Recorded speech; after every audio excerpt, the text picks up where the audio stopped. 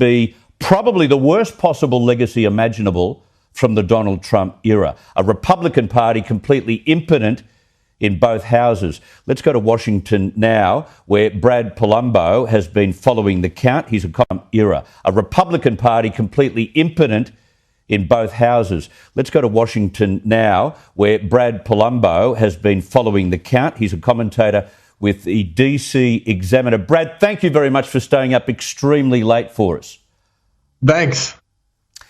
So firstly, can you explain to my viewers exactly how this works? This is a double Senate runoff vote, and this will determine, or could determine, who has control of the Senate, right?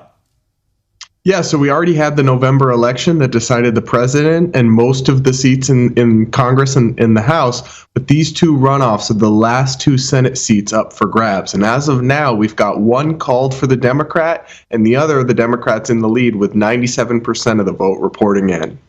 So they win the two, they control the Senate. They win only one, they don't. Am I right? Yes. Right. So what a legacy this could be for Donald Trump. And I just wonder whether the phone call that was exposed earlier in the week may have swayed a lot of people that he'd crossed the line and they weren't going to vote for him. What's your call on that? So I think the phone call matters, but more broadly, this is a very bad result for Republicans. And at some point, though, I think it's more than the phone call. I think it's the undermining of faith in the election. No matter what you think of it, the simple truth is that Republicans saying that the November election in Georgia was stolen or was fraudulent, even when those claims have often been spurious or without much to back them up, that undermines their own voters' confidence in this election. So, of course, they're not going to go show up to an election they think their vote won't count in. So even if that only took 10% of their voters to stay home, that's enough to make the difference here.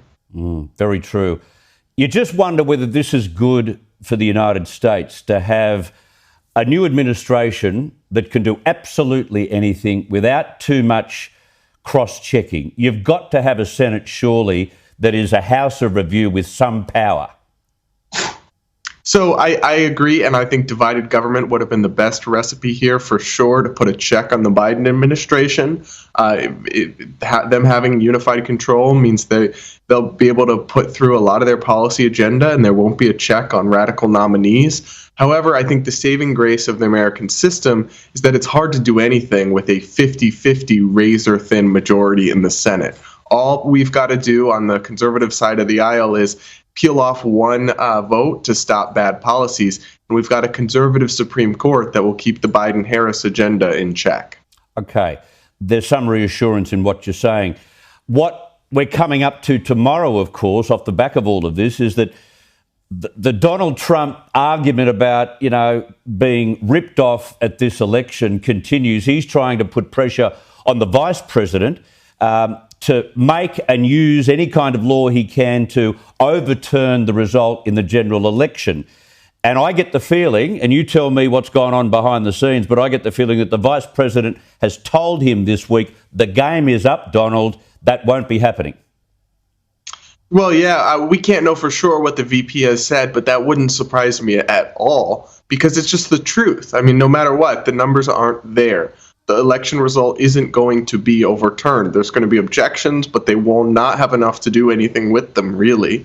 So fundamentally, Joe Biden will be sworn in and inaugurated as the next president of the United States. And Republicans and Trump supporters can be as upset about that as they want, but they need to channel that action into political action and campaigning for next time. At this point, I think protests are their right, but anything beyond that is a losing cause. So within the inner sanctum, now that the vice president has given Donald a reality check, he's lost all his allies now, hasn't he?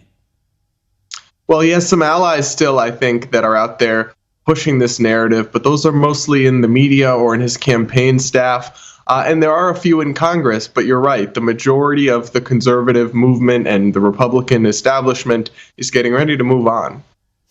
So what does the inauguration look like if what you're saying goes to plan?